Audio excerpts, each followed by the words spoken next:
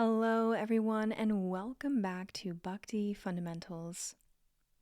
Today we return with our Bhagavad Gita Verse Series to answer an interesting question. Can we actually see and know the Supreme, or God? And if so, how? The Bhagavad Gita actually gives us a clear answer to these questions. Yes, we can see, know, and even attain the Supreme, Krishna. But we need spiritual vision and a spiritual process in order to do so. In today's Gita Verse Series session, we connect 3 verses which have a similar theme, which is that we can see, know, and even attain the Supreme Absolute Truth, or Krishna, commonly referred to by his title of God.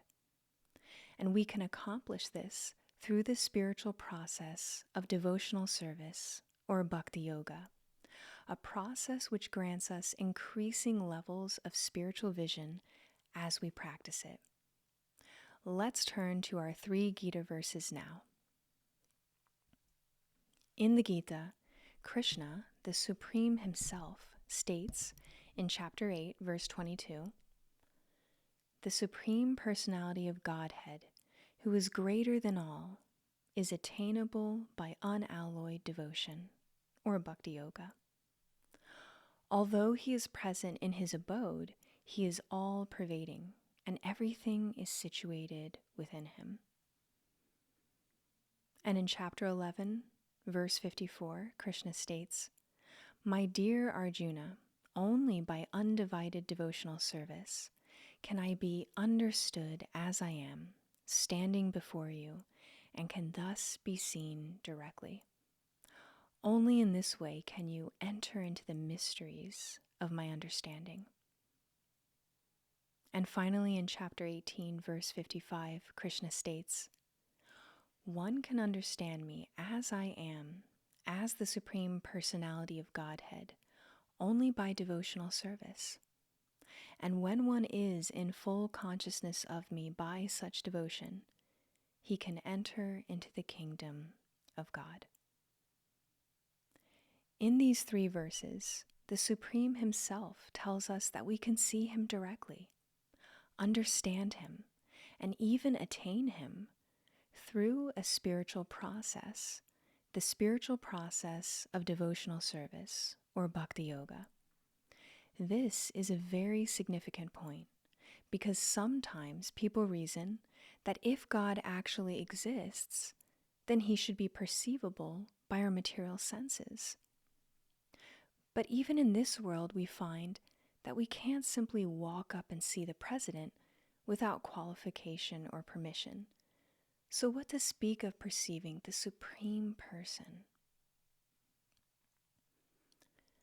The Bhagavad Gita and other bhakti scriptures, or shastras, teach us that Krishna, the Supreme Person, is transcendental to matter.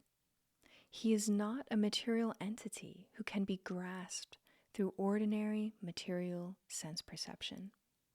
And as the Supreme, Krishna himself determines how he is to be seen or perceived and understood.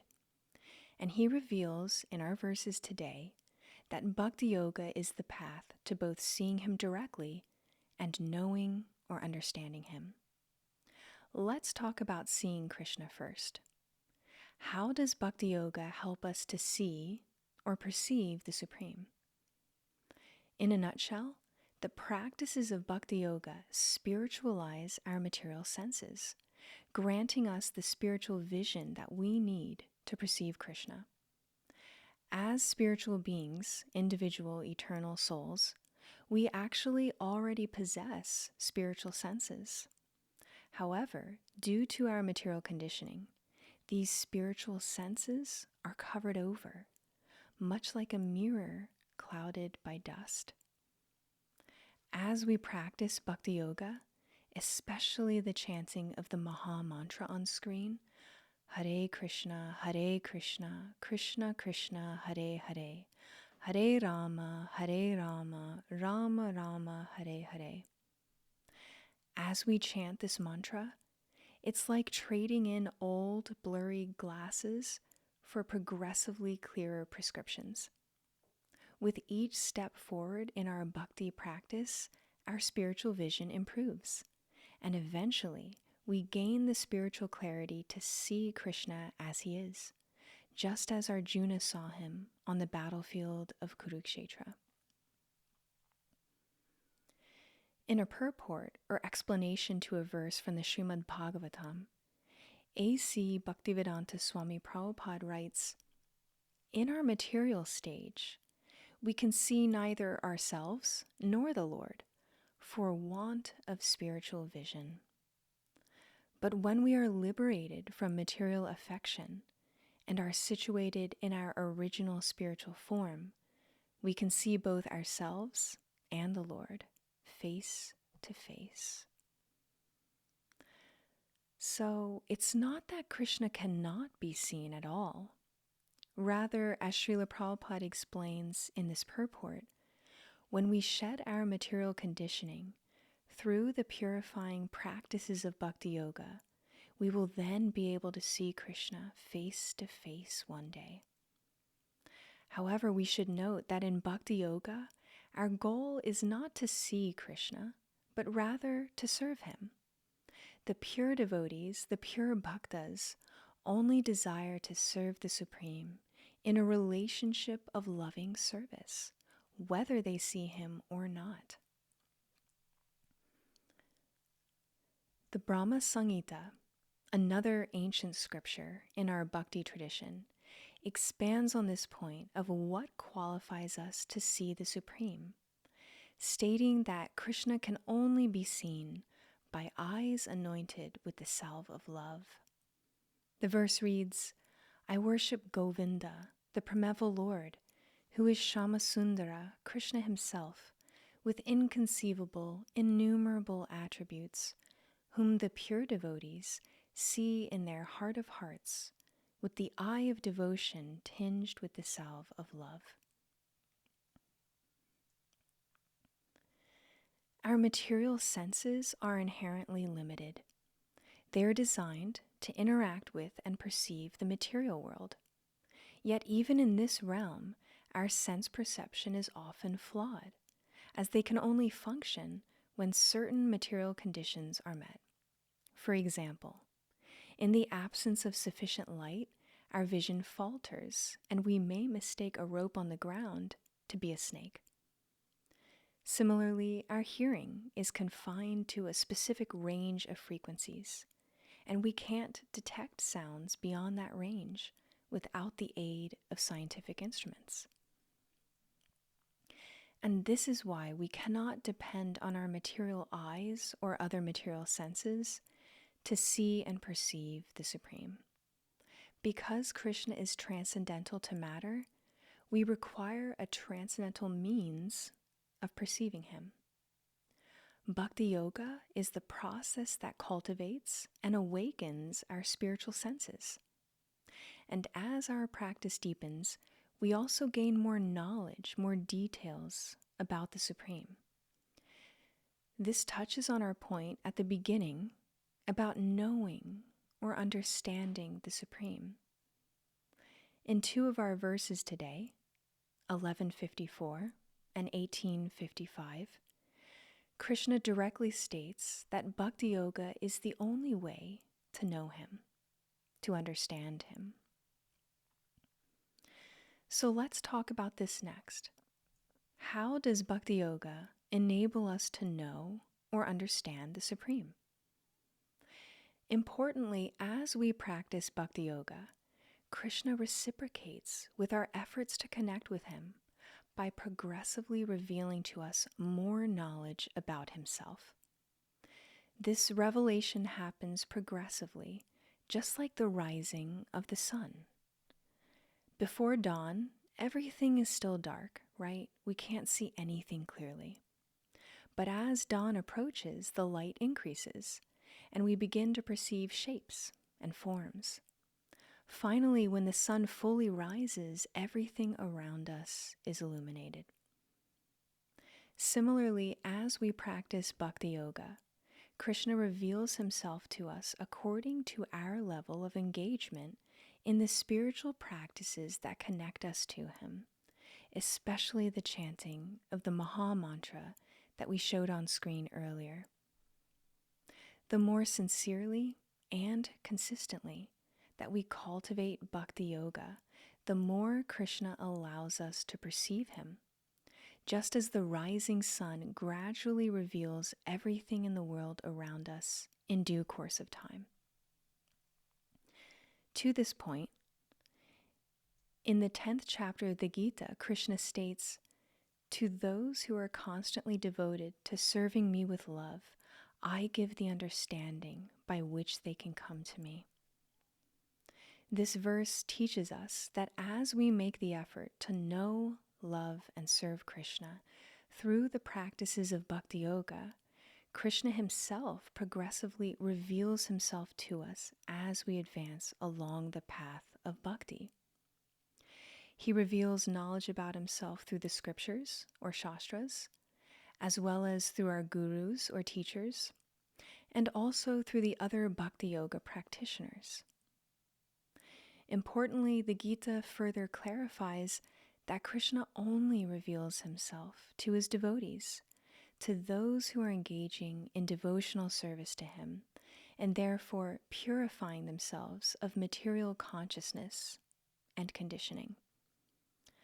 Thus, it's not that nothing can be known or understood about the Supreme Krishna. On the contrary, Krishna does reveal knowledge of himself, but to his devotees, to his bhaktas. Just as with seeing Krishna, there is a process for knowing or understanding the Supreme.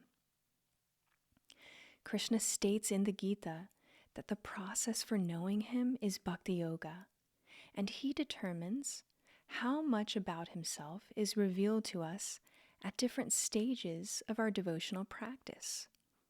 Recall that Krishna is always situated in our hearts as Paramatma, or Supersoul, and thus he knows perfectly well the strength of our desire to connect with him. Now, at this point, we may be inquisitive about what form Krishna ultimately reveals to his devotees, to his bhaktas. To his devotees, Krishna ultimately reveals himself in a personal form, as the Supreme Person. Just as we have personal forms, Krishna also has a personal form.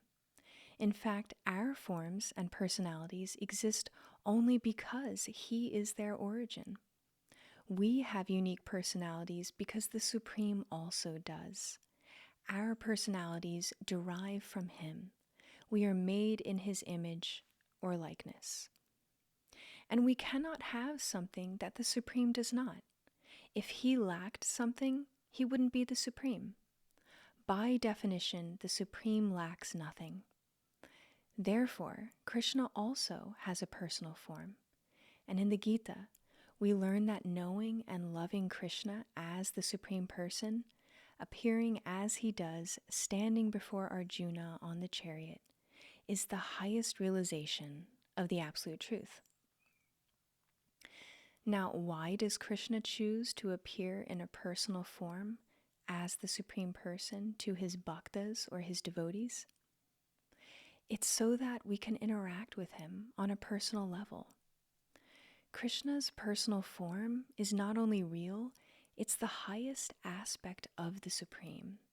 Beyond his manifestations as Brahman, which is his impersonal aspect, and as Paramatma, who resides in the heart of every living entity. Paramatma is the aspect of Krishna which is the Supersoul, who resides in the heart of every one of us and every living entity. But Krishna, we learn, is the source of both his impersonal Brahman feature and his Paramatma feature. His personal form is the fullest expression of the absolute truth. And the personal form actually contains his other two features. Why is Krishna's personal form higher than his impersonal form, or even his Paramatma form? Well, let's take an example. A prime example is found in the Gita itself, where Krishna, the Supreme, personally acts as Arjuna's charioteer, protecting his devotee, guiding him, and instructing him through Arjuna's very difficult situation. If Krishna were only an impersonal force, or an all-pervading supersoul, Paramatma, he would not be able to engage in such an intimate, loving exchange with Arjuna. And why does Krishna help Arjuna in the way that he does in the Gita? Because Arjuna is a devotee. He's a bhakti yogi.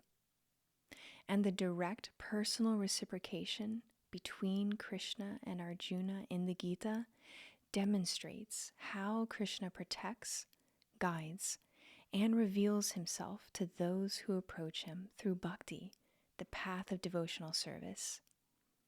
It is only Krishna's personal form that allows for loving relationships with him, making it the highest and most complete revelation of the absolute truth.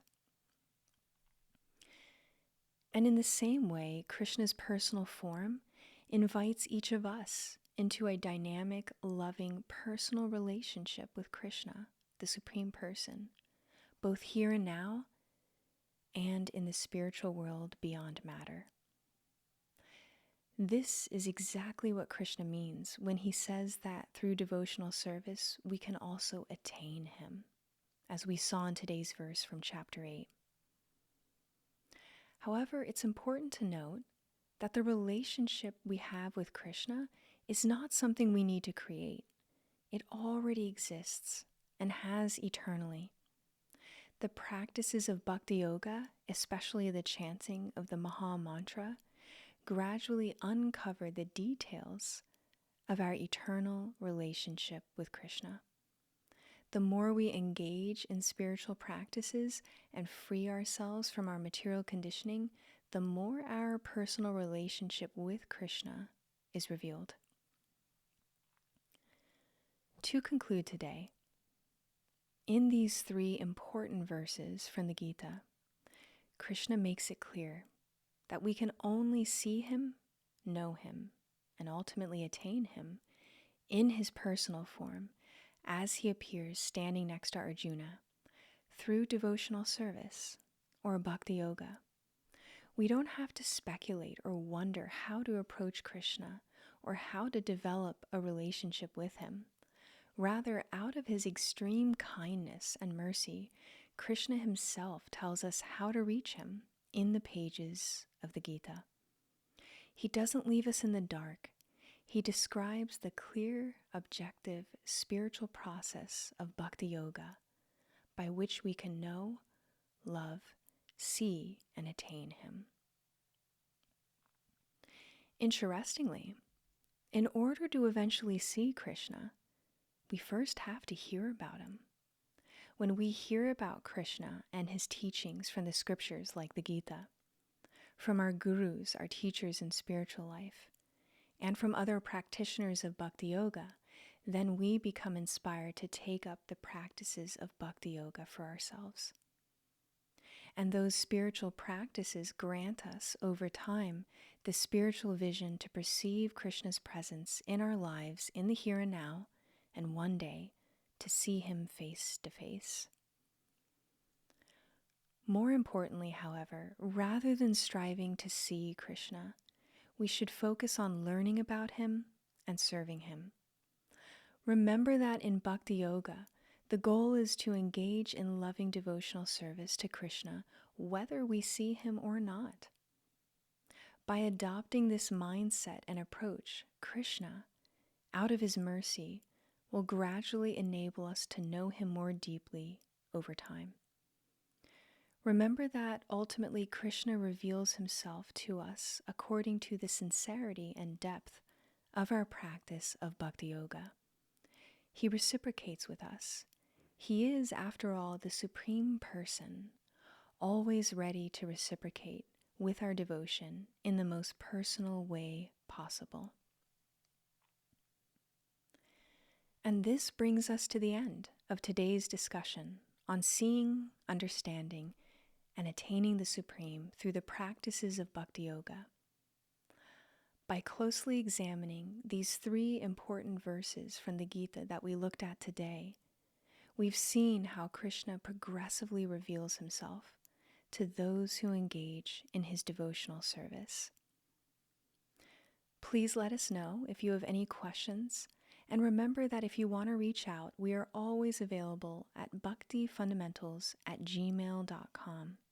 We look forward to hearing from you. In the meantime, thank you for listening today, and we'll see you next time on Bhakti Fundamentals.